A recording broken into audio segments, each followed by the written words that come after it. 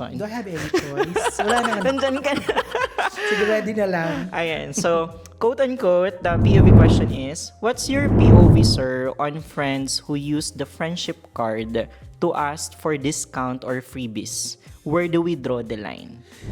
Yes, actually, when it comes to business and friendship, dyan talaga tayo nagkakaroon ng problema minsan. Kasi, as friends or family, they are the first person na inaasahan natin to support our business, right? That's correct. Oo. But, bilang Filipino, parang nagkaroon na rin ng connotation na, kamag-anak mo naman ako. So, oy, friend mo naman ako. Baka naman pwedeng ganyan-ganyan na lang. So, actually, they are not supporting you at all.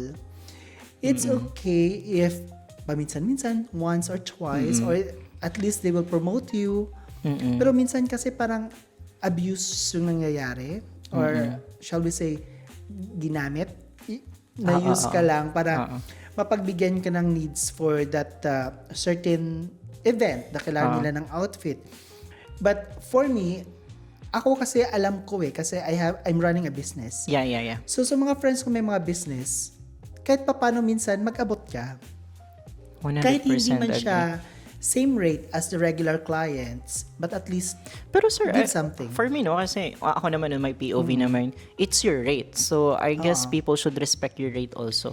I think the next question would be, kasi di ba you mentioned na hindi rin okay, let's Yes. di ba? Let's be realistic. Hindi siya okay. Realistic, hindi siya okay. Kasi at the end of the day, it's a business, di ba? So, hanggang kailan yung parang okay pa? Then hanggang kailan yung parang you will say na, wait lang best, ano muna, preno?